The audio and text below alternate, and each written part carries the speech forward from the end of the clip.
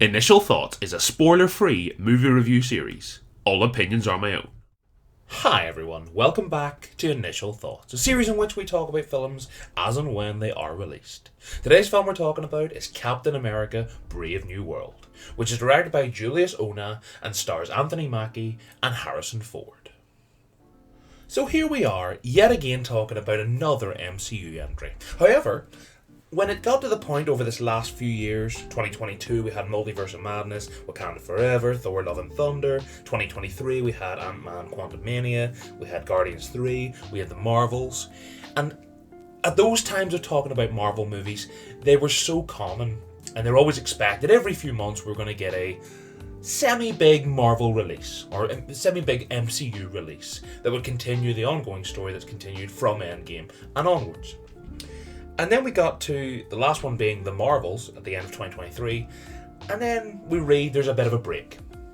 We're not getting Marvel movies for a little bit of time. The only thing we're getting in 2024 is Deadpool and Wolverine. And honestly, I thought that was a brilliant move for a change, because for Marvel, up to Endgame, brilliant. Handled it perfectly, really good. Everything after Endgame, bar the odd exceptions, No Way Home, Guardians 3, which were more like passion projects and finishing of trilogies rather than bigger picture stuff, if you like. I have to say, I think it was needed, this break. This kind of palate cleanser, this kind of reset and go, okay, let's breathe out for a little bit and let's not try again, but let's continue with more of a structured pace rather than let's rush out every Marvel project, including the TV shows, as much as we can. And honestly, with that break last year of just being Deadpool and Wolverine, and for that movie being such a fun but also so un-MCU-like for what it was, yes, it ties in probably the loosest way of the word, but it's also very much a Deadpool 3. It's also, in some ways, an end to that trilogy, if you like. And for me, coming back into the Marvel expectation of a year, you know, what we had grown to know, where we're getting 3 to 4 big Marvel releases for the years, and those ones I mentioned, 2022, of course, 2023, and then 2024 just having the one that wasn't really connected, and now we go again. I was on board. On the pretense that they really put the care and love back into these movies that was missing. And don't get me wrong, not every MCU, even in its height, was brilliant. You know, between Infinity War and Endgame, we had, was it Ant-Man and the Wasp? Not so great. Captain Marvel? Not so great. Not two disastrous films, but not two in any way great films either. But you're hoping there's at least ones that are going to keep your interest and keep you locked in with this story. And that's what I hoped for Captain America Brave New World. And of course it being a new look on the character for all obvious reasons. And of course it taking, you know, Sam taking up the mantle and Anthony Mackie taking on the role. It's a big shoes to fill, for sure. But then we have had Falcon and the Winter Soldier, the Disney Plus show, that had a lot of that development of him becoming and accepting to take up the shield. So where does Captain America Brave New World fall then? You know, because the story has somewhat already been told. By the end of Falcon and the Winter Soldier, for me personally, I was on board. I still, probably like a lot of you guys, are not that I don't understand the end. You know, of course there was I actually love the conclusion to Steve Rogers' character, or Steve Rogers' arc as Captain America, from the first Avenger all the way to the end of Endgame, and how it narratively finishes, and of course he hands off the shield to Sam, and that's a moment that is done well in that movie. But of course when we've seen Endgame, I think you, like me, would have been cautiously optimistic, I think is probably how fair it can be, of Anthony Mackie taking on the role, because it is a big step. It's a big step for him to take on probably the second most iconic character, if not the joint most iconic character of the MCU in this franchise that is so global nowadays. You know, Captain America and Iron Man being the building blocks at the very start, and you know, for one of them to now be replaced by a character that, yes, has good character development and has, as the Falcon, was a decent addition to his movies, but was never the starring role. I mean, he was good in Winter Soldier, he was a good addition in Civil War, but I think he needed something like his own standalone movie or TV show to shine. And of course in the TV show he's kind of playing one of the two roles, with Bucky, the Winter Soldier, of course, being the other main. And in that show, as I say, I was pretty happy enough with the conclusion. I was pretty content that by the end of that show, Sam Wilson is now our Captain America, and whatever comes with that, I'm on board. And then you skip ahead to now, because that was a while back. When did the Falcon and the Winter Soldier come out? It must have been like 2022, a good wee while ago. And now, skip ahead a good bit, Brave New World. And also a kind of a restart of the MCU. Now, I know I keep saying that, and maybe that isn't too fair of saying that, but we're now back to, well, let's say, a restart of an MCU year, if you like, because we've got 3 major releases coming this year. Captain America, Brave New World. Not too long after this, we've got Thunderbolts. And then in the summer, we've got Fantastic Four, which I think is probably the most promising of the 3. But Brave New World, I think, is the hope that, let's re-enter what we love about the MCU, and let's hope it takes us in new directions in a good way. So, was Brave New World that? Was it a brave new direction? Was it a film that really reignited my love? Not that I lost it fully, but reignited my hope and love for what the MCU can bring in its best moments? Well, I am sorry to report, and I'm sad to be saying, that Captain America Brave New World is not what I had hoped for in the MCU. And don't get me wrong, I was not expecting a real top 9 or 10 out of 10 here film, because it never was going to be. I never expected that. But I do have to say, from the outset, this film is quite a letdown, but not in the ways I would have thought. And to elaborate on that, I want to talk about quite a lot of things that I did like in this film, believe it or not, because that makes it sound like it was a complete disaster, and it is not a complete disaster, because Brave New World actually does some brave new things. And the main thing that this does, and I suppose let's start with a big positive. By the end of this film, I am yet again, like I was at the end of Falcon and the Winter Soldier, I am yet again on board with Anthony Mackie as our new Captain America. I am not having reservations about, should it have been someone else. I am very happy with him as a character, and I actually think he, one, gives a great performance in here, in a film that story-wise and script-wise is not strong, and I'll talk about that in a moment. But I do have to say, Anthony Mackie really leads this film and leads this film well. And for me, I was happy with his performance, and I was happy with his outing, because it isn't like he's sidelined in his own movie. It isn't like he's an afterthought, and it isn't like he's not getting to be the hero, which I suppose is what we're here for at the end of the day. And honestly, Anthony Mackie's performance is pretty good here. And when we're talking about good things and we're talking about performances, I also did like Harrison Ford as Thaddeus Ross. I have to say, I don't know that I would have thought that Harrison Ford in the MCU was a mix that would have happened, and especially in a role that, what this role is. But honestly, the 2 leads here, I know it's maybe unfair to say that Harrison Ford is also the lead, but the 2 main stars here, they do well. And they do well with a script and a narrative here that is not very strong. So for them to come out shining, particularly Anthony Mackie, I didn't really think I'd be saying that. And my biggest worry, I suppose, for this film was coming out of this going, oh, I feel really bad for Anthony Mackie because he looked like a chump in his own movie. That's not the case here. I think he does well, and I'm actually looking forward to see what projects he's in further than this. Whatever of course he's going to be involved in the next Avengers films, you would imagine, to quite a substantial role. But also, I would imagine some of his side roles, or maybe appearing in other films as like the way when the MCU was at its best, it would have done that. I think of like Spider-Man Homecoming, and you had Iron Man, Robert Downey Jr. playing quite a big role in that to kind of cement Tom Holland. And I think that would work well with, whatever up-and-coming heroes, and you have Anthony Mackie as almost like a supporting character in the most literal sense of the word. But that's the stuff I thought was pretty good. And I suppose to continue down the road of things I also did like in Brave New World, I thought some of the action set pieces were pretty good for Marvel films, because that isn't something I would always attribute to Marvel films.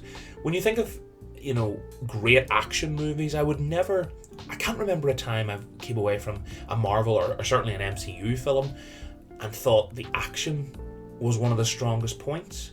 I did think that's not to say that some of the CGI in here is a little bit ropey. Not disastrous, but it's a little bit ropey. But as far as action goes, with the different fight scenes, there's moments in here that were a little bit like, Falcon meets Top Gun in that way, and actually that stuff kind of works. And it does. It works well. But that's the stuff that I did like in this film, and honestly, I didn't come away. And I suppose before I get into the negatives, to kind of, preface these without going into too much depth of how much I, the things I didn't like, I should say as a final positive that I am looking forward to the next MCU films. I am looking forward to Thunderbolts, and I am looking forward to Fantastic Four, and whatever comes next. And that was the case before this film, and after seeing this film, I haven't lost that interest. Plus, I'm also interested, as I say, to see what, Sam Wilson does in future projects. So, for that point, there's a positive. There's certainly a positive, plus the performances. That's the good stuff in here. Now, let's talk about the, let's say, not so good stuff.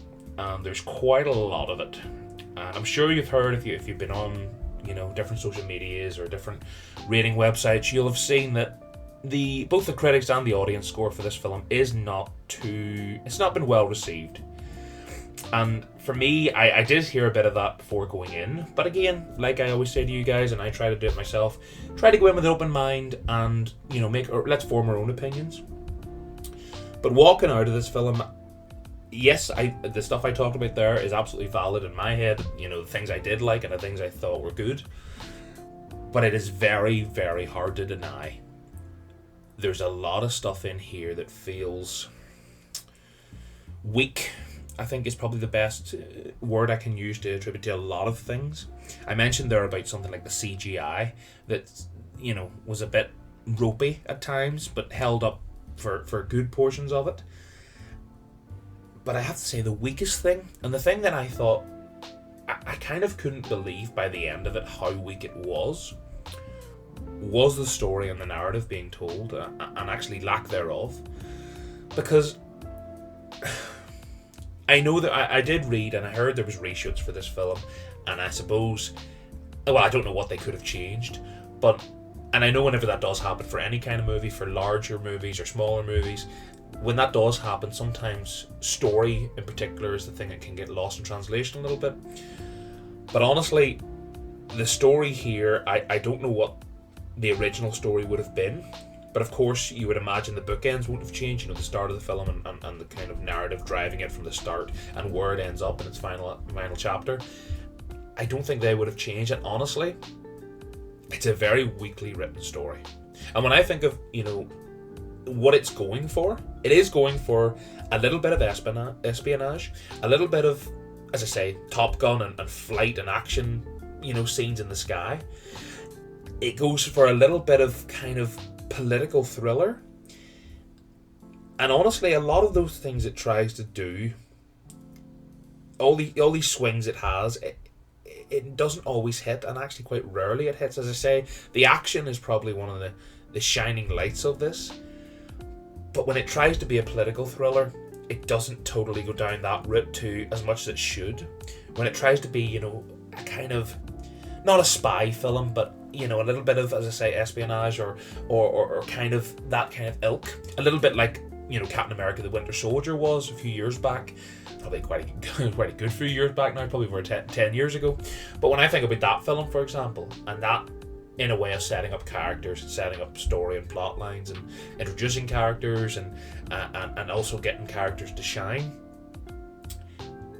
I think if you want to watch this film, you could watch Winter Soldier, and every part of it is stronger in that film than it is here. it does feel like Captain America: The Winter Soldier light. It feels like a little bit of copy and paste for a lot of that, and yes, a lot of the plot points aren't the same, of course they aren't, but the kind of feeling and the through line of the film is very similar, but in a less effective way in nearly everything it tries.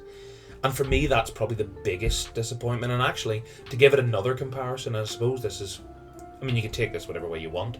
Maybe this is a good thing, maybe this is a bad thing, but what this does feel like more than anything, and even what I said there, this is the thing it feels so much, and I said this to my friend when I've seen the film, we were talking about it after, I do think it feels like if they did a second season of Falcon and the Winter Soldier on Disney Plus, and they squashed the season into a movie, and of course you wouldn't really get Harrison Ford to do a movie, of course you wouldn't, but that kind of narrative, the narrative it's going for here is very hollow, and I think for it to be drawn out to what the conclusion builds, albeit quite a weak conclusion, it maybe would have worked with hour-long episodes each week.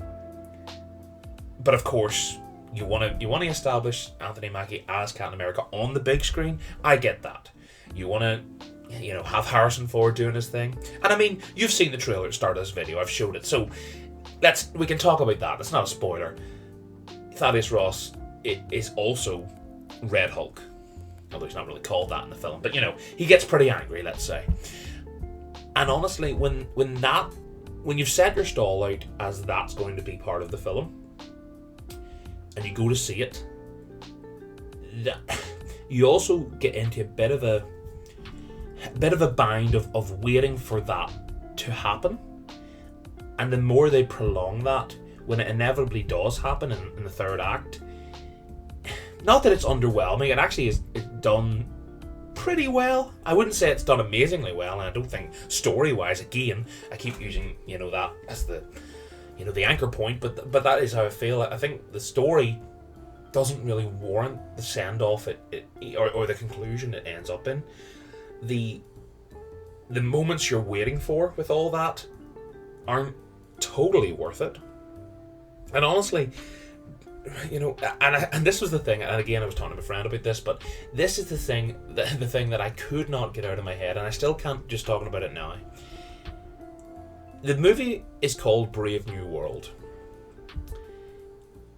and I can't tell you how weirdly insignificant this film will feel. Because let's skip ahead. Let's theorize with me. The next film we'll probably see Anthony Mackie as Captain America in is probably going to be Avengers. He might appear in Thunderbolts. He might appear in something else. But honestly, I don't know that there's anything in this film that happens that's significant enough on the Captain America side of things, for sure, that would impact. Even in whenever like big Marvel films or projects or TV shows or anything, whenever something big happens in them, they'll get referenced in future films because of course they want to overlap. I look at this, and apart from the Red Hulk stuff that there might be a sly mention to, the story here feels not only weak but very insignificant. And when you think of, if we skip ahead to a year from now or 2 years from now, if you ask someone, or if somebody asked me rather, what was the plot of Brave New World, I'll go, well, Harrison Ford was in it as the Hulk, and they go, right, but what was the movie about? And I don't know that I could tell them with any confidence what the story is about. It's very, very basic, and it is not a story. I think it might be one of the worst stories of this modern MCU, and that's saying something because we've had some pretty stinky films, things like Quantumania come to mind, which it does remind me of a little bit, but this is definitely better than Quantumania, but not by much. And I am very conflicted. I'm sure you can probably tell by the way I'm talking about it. I am very conflicted on my feelings on this film because I do like some things. I like some of the moments throughout it as well. There's some charming moments. There's some good character moments for sure, especially for, Cap in this. But when I just think about what this could have been,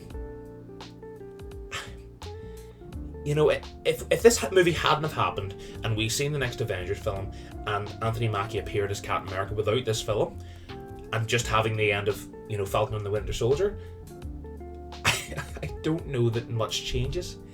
And I think that's probably the most damning indictment I can give of Brave New World. There's not much brave or new about this. And in a lot of ways it feels like a generic Marvel film. And when I think of, you know, those ones I mentioned, some of the ones I mentioned, Multiverse of Madness, Wakanda Forever, The Marvels, Ant-Man, Quantumania, and of course they're differing levels of quality, but you do always go in hoping you're going to get something that's at least memorable, or at least, you know, it makes you maybe want to rewatch it. I don't think there's much here for Brave New World at all. I like Anthony Mackie's performance a lot, and this is not down to him. I think it's just a very poor script and, you know, a very forgettable story. And that's a real shame. And the last thing I want to talk about when we're talking about performances, they have the man that is Giancarlo Esposito, aka Gus Fring, aka one of the best villains in television history for sure, and one of the most recognisable villains in this modern era of media. In every role, you know, he's fantastic in The Boys. He's been in so many things, and he's brilliant in everything. My goodness me, has there been a more wasted character in anything in recent memory? Because he is in this film to have one fight scene and another bit of exposition later in the film, and that is it. And unless he appears in a far more prominent role down the line, why even bother? You could have put, you know, a faceless henchman in to do this in these scenes. It did not need to be an actor of this caliber. And I can't imagine what he thinks watching this and how insignificant his role feels. But as I say, that's kind of the overall feeling. Not the performances. The performances are good. Some cute moments, some good action scenes. But overall, a film that feels insignificant. And when I think about the three films, you know, tying it back to what I was talking about earlier, the three films that are coming this year for the MCU, Brave New World, Thunderbolts, and Fantastic Four, I thought of the three, I always thought the Fantastic Four would be the most pivotal and the most, you know, the most takes us in a new direction. But I always thought that Thunderbolts would have been the kind of thrown together, you know, kind of slapstick, almost like B-Tech Suicide Squad kind of film. But to be honest, I think Thunderbolts will be, well, I hope that Thunderbolts will be a lot better than this. And yeah, as I say, apart from a few positives there, I have to say Captain America Brave New World is a disappointment. And when it comes to rating time here, as you can see, IMDb, you know, they're not loving it, let's say. And I didn't either. So as far as rating goes, honestly, I've sat on this score for a little while now, and I don't... Honestly, it's anywhere between a 5 and a 6.5. And, you know, sometimes when I've only seen it very recently there, but when I think about what I loved about it, there was so little to love about it. And if I was giving it like the highest score I could possibly give it, and being so generous to 6.5, but it's not though. If I'm being really harsh and saying it's a complete disaster, and you know, I just really focus on the real negatives here and more the insignificant nature of it, it could be like a 5. I think I'm going to try and be nice and give it I'll give it a 6 out of 10. And honestly, that's probably the most uncertain score I maybe ever give for a film, and certainly an MCU film. Because there's been films in the MCU that I've liked a lot more than this, but have a lot more flaws. This film has a lot of flaws, but I also think I'd probably rather rewatch this than a lot of other ones. As weird as that sounds, and especially after all the things I said there, the things I didn't like was just that it didn't seem to matter, or there wasn't much care put into this, and a generic story, and it kind of been thrown together, and then you hear about reshoots. Yeah, but final product wise, it isn't the most harmless. That's when we talk about Marvel films that we've had over this last few years, and really, really stinky Marvel films, particularly from that Sony side of things, this is nowhere near that. And I heard somebody say that this is worse than Man and Web, and honestly, that makes me feel like I'm going to be Harrison Ford and turn into the Red Hulk, because that makes me angry. But this movie is not that bad. There's movies in the MCU that are far worse than this, for definite. But overall, this more feels like not only wasted opportunity, but just insignificant. And I didn't think that would be the word I'd be attributing to this film. But yeah, Captain America: Brave New World, 6 out of 10. I mean, on a rewatch, I might like it slightly more, but I think it's more likely I'd like it a little bit less. It's not a great film, but it's some good performances. It's a little bit of switch your brain off and have a bit of mindless fun with the action scenes. And for that, I mean, it's okay in that regard, but there's negatives to be had here. Overall, Captain America: Brave New World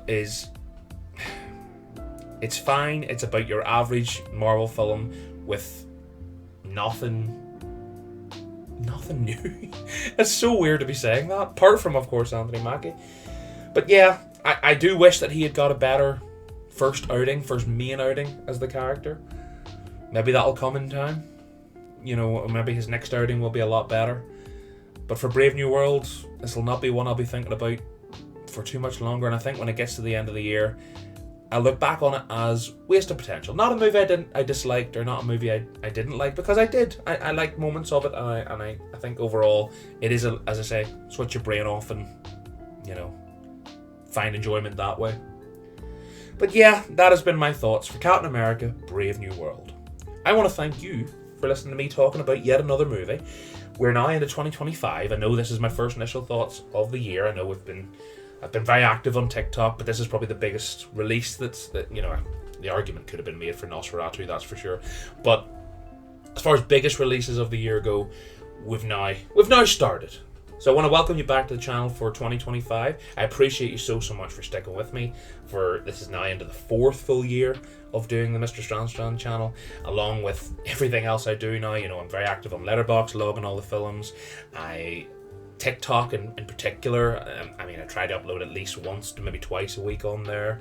But the biggest releases, as always, as you know if you've been here for a while, are here on good old YouTube with initial thoughts. And yeah, if you want to stick around and hit that subscribe button, I appreciate you so much. There'll be a lot more videos to come, particularly if you like your Marvel films, they'll all be on here, that's for sure. Because whether they're great or not so great, they probably are they always are some of the biggest releases every year. So they'll be here, and so will I. And I hope you'll stick around too. If you enjoyed this one, leave a like, let me know you did. And if you do, I will hopefully see you in the next one. Bye guys. Thanks for taking the time to watch this video. Before you go, here are some of my other videos.